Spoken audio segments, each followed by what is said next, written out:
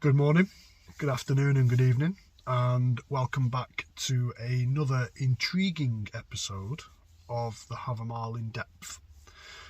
Today I'm venturing into stanza 13, an enigmatic verse that introduces us to Oblivion's Heron and continues on the journey into the warning of overindulgence.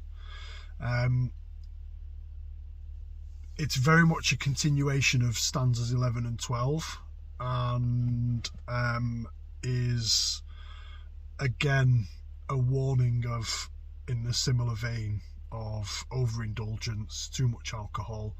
I think it's fair to say there was very much a need for warning people of drinking too much once upon a time, just as there may be today.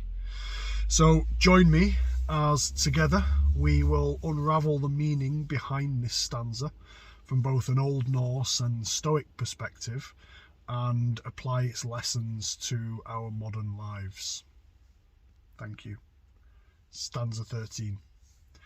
Oblivion's heron 'tis called that over drink hovers. He steals the minds of men. With this bird's pinions I was fettered in Gunnlod's dwelling.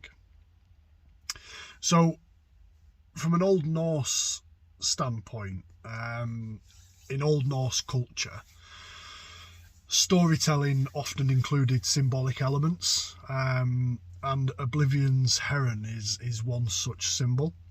It's a bird that hovers over those who indulge excessively in drink, leading to a loss of their senses and rationality. The stanza also hints at the alluring, deceptive nature of overindulgence, especially in the context of alcohol consumption.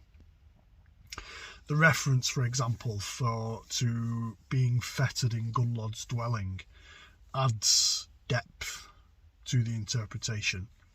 Gunnlod is known for guarding the mead of poetry, a unique and powerful substance created from the blood of the wise being Kvasir, and I apologise if I'm bastardising that pronunciation. The mead of poetry bestowed immense poetic and intellectual abilities upon those who could partake in it.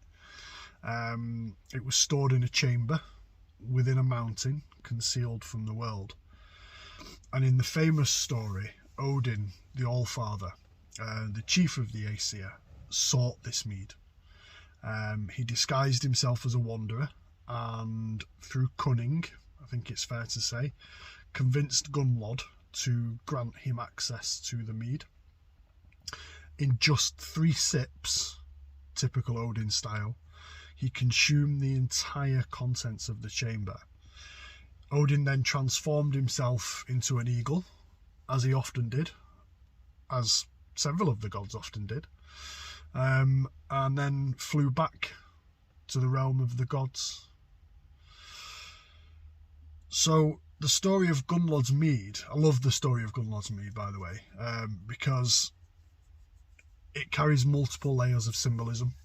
It represents the pursuit of wisdom and knowledge, the lengths one may go to obtain it, and the balance between cunning and intellect. Odin's actions, for example, illustrate the importance of seeking wisdom even through unconventional means. From a Stoic perspective, very similar perspective actually, Oblivion's heron can be seen as a metaphor for the consequences of overindulgence in pleasure, which is fair to say impairs one's rationality and self-control. The Stoics emphasised, and still do emphasise, the importance of self-discipline and maintaining a clear mind, and this stanza absolutely aligns with those principles. As Seneca, the Stoic philosopher, wisely stated, true happiness is to enjoy the present without anxious dependence upon the future. The pursuit of wisdom and the mastery of one's desires align with this Stoic wisdom. Excessive indulgence, as an example, can absolutely cloud our ability to be present and make rational decisions. It's fair to say you don't gain much wisdom when you've overindulged in a whiskey or two. So, to our modern lives then, how does this ancient wisdom apply? Well, if we delve deeper into the modern relevance of these profound insights, then we can absolutely understand it in a bit more detail. In today's world, we are inundated with temptations and distractions. Whether it's the allure of alcohol, the mesmerising glow of screens, or the pursuit of fleeting pleasures, the concept of Oblivion's Heron is ever present. Excessive indulgence can be a tempting escape. It definitely can, but it often leads to a foggy mind, impaired decision making, an inability to be fully present, and even worse, addiction. I think we've all experienced addiction to one level or another, but we can all probably draw on somebody that we know who's absolutely let it ruin their lives, even, as discussed in the previous episode, end their lives. So it's that Oblivion's Heron, just constantly be mindful of him or her flying over you every time you're tempted to be overindulgent. In a society that celebrates instant gratification and excess, Stanza 13 serves as a stark reminder. It encourages us to be vigilant about our choices and urges us to practice moderation.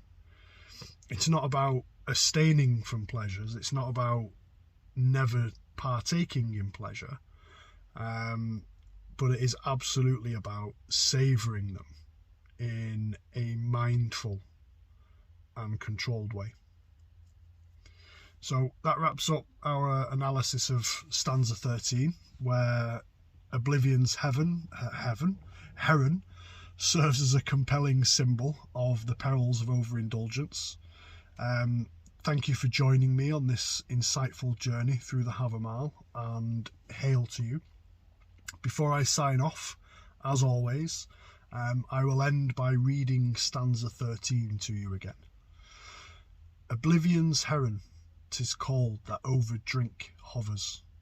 He steals the minds of men. With this bird's pinions I was fettered in Gunnlod's dwelling. Until next time, may you navigate life's temptations with wisdom and self-control. Hail to you. Thank you for joining me on this. See you on the next one.